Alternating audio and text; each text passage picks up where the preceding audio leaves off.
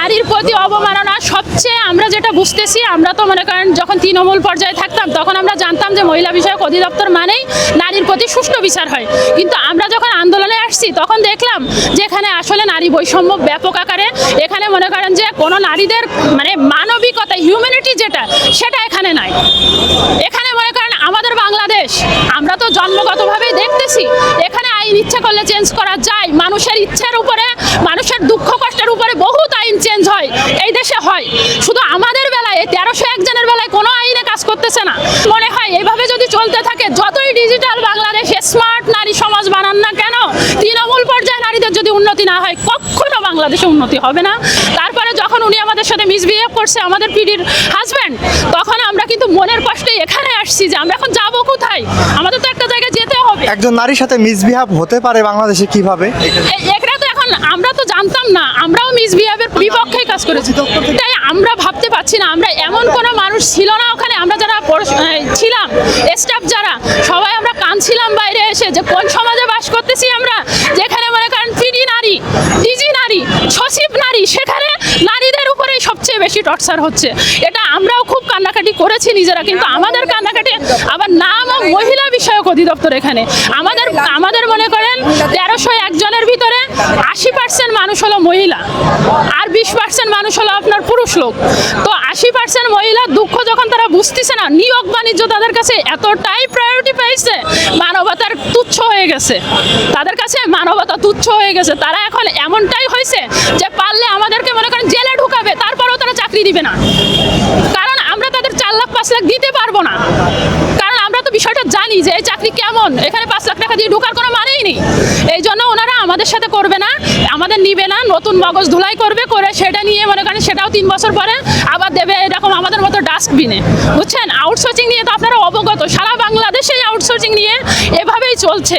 আউটসোর্সিংরা সবসময় নির্যাতিত, এবং আমাদের এটা আউটসোর্সিং ছিল না আগে অল্প কিছু ছিল আউটসোর্সিং, আমরা কিছু লোক ছিলাম প্রকল্পে, এখন পুরাটাই আউটসোর্সিং বানাইছে, মানে জুত হচ্ছে না, ওইটা করে জুত হচ্ছে না, টাকা পয়সা ভালোটা হচ্ছে না, এই জন্য এখন মনে করেন পুরাটাই আউটসোর্সিং। আউটসোর্সিংয়ের একটা সুবিধা আছে, আপনারা তদন্ত করলে খুঁজলে বুঝতে পারবেন যে সুবিধাটা কি। সেটা হলো এটার ওইভাবে নিয়োগ করা লাগে না, এটা মনে করেন তল দিয়ে টাকা দিলেই উপর দিয়ে আপনার নিয়োগ হয়ে যায় হলো দপ্তরে। এই জন্য আমাদের যখন নিয়োগ নিছিল তখন মনে করেন 3 ধাপে নিয়োগটা নিছিল। প্রথমটা হলো উপজেলা পর্যায়ে আমাদের রিটেন প্র্যাকটিক্যাল ভাইবা, 3টা শেষ করার পরে ওখান থেকে যারা ফার্স্ট সেকেন্ড থার্ড হয়েছিল শুধুমাত্র তারাই দপ্তরে এসে আপনার আবার রিটেন প্র্যাকটিক্যাল ভাইবা দিতে পারছিল। তো তারপরে মনে করেন আমাদেরকে নিতে ওদের অনেকটা মানে আমাদের অনেক, আর তারপরে আমাদের নিয়েছে আপনার পুলিশ ভেরিফিকেশন, তারপরে কি বলে স্বাস্থ্য সার্টিফিকেট, হেলথ সার্টিফিকেট, যেটা সব ধরনের মানে একটা সরকারি চাকরির যা যা প্রসেসিং লাগে সব তারা আমাদের কাছ থেকে নিয়ে মনে করেন আমাদেরকে বলছে যে ভবিষ্যতে আমাদের ওখানে লেখাও ছিল, আগের যে প্রকল্পটা ছিল ওখানে লেখাও ছিল যে তারা যখন আমাদের প্রকল্পের অর্থ শেষ হয়ে যাবে তখন তারা নিজস্ব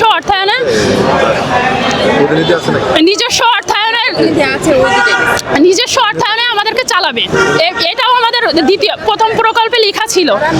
তারপরে আর আমাদের সবচেয়ে বড় ব্যাপার আমাদের বয়স নাই, আমরা যদি বয়স থাকতো তাহলে আমরা এতটা কাকুতি মিনতি করতাম না কারোর কাছে, কারণ আমরা যতটা ডেভেলপ হয়েছি কিছু করার মতো ক্ষমতা আমাদের হয়েছে, কিন্তু আমরা মনে করেন যে বয়স নাই বিধায় আমরা কোথাও যেতে পাচ্ছি না। আমরা তাদেরকে পায়ে ধরছি, হাতে ধরছি যে কোনভাবে আমাদেরকে রাখা যায়, আপনারা শুধু কাইন্ডলি এটা একটু দেখেন, আমাদের জন্য আপনারা একটু কিছু করেন। তারা কোনোভাবেই আমরা মানে কান্নাকাটি করেও বলছি, যেভাবে একটা মানুষকে বলা যায় সব ধরনের ভাবে আমরা তাদেরকে বলছি, কিন্তু কোনোভাবেই তারা রাজি না, আমাদেরকে তারা নিবেন না একদম, এটাই বলে দিয়েছে একদম ওপেনলি, তারা এটা বলছে। ওখানে এখনো সবাই কর্মরত আছি, আমরা মনে করেন যে আমরা বেতন পাই না 3 বছর, কিন্তু আমরা সংযুক্ত আছি, আমরা কেউ দপ্তর ছেড়ে যাইনি, কারণ আমরা যাব কোথায়। আর নারীর প্রতি অবমাননা সবচেয়ে আমরা যেটা বুঝতেছি, আমরা তো মনে করেন যখন তৃণমূল পর্যায়ে থাকতাম তখন আমরা জানতাম যে মহিলা বিষয়ক অধিদপ্তর মানেই নারীর প্রতি সুষ্ঠু বিচার হয়, কিন্তু আমরা যখন আন্দোলনে আসছি তখন দেখলাম যে এখানে আসলে নারী বৈষম্য ব্যাপক আকারে, এখানে মনে করেন যে কোনো নারীদের মানে মানবিকতা হিউম্যানিটি যেটা সেটা এখানে নাই। এখানে মনে করেন আমাদের বাংলাদেশ, আমরা তো জন্মগতভাবেই দেখতেছি এখানে আইন ইচ্ছা করলে চেঞ্জ করা যায়, মানুষের ইচ্ছার উপরে মানুষের দুঃখ কষ্টের উপরে বহুত আইন আইন চেঞ্জ হয় এই দেশে হয়, শুধু আমাদের বেলায় 1301 জনের বেলায় কোনো আইনে কাজ করতেছে না। তারা বলছে বাংলাদেশের কোনো আইনে তারা কাজ করাতে পারছে না।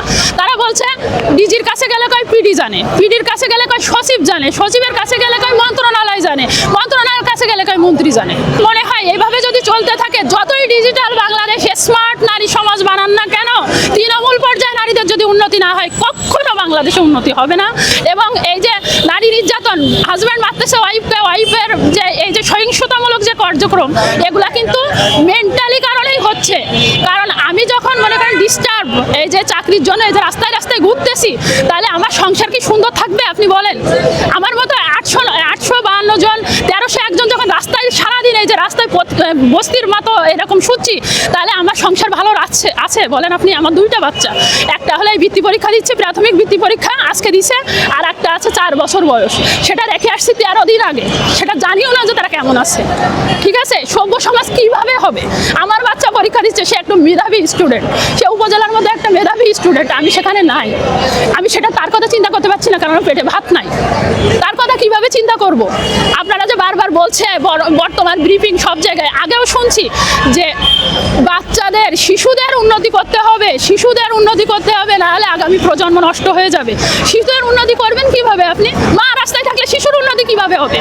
সভ্য সমাজ কিভাবে গড়বে? শুধু আমি না তো, এটা মনে করেন আমরা তো এটা বরাবরের একটা টেন্ডেন্সি দেখে আসছি।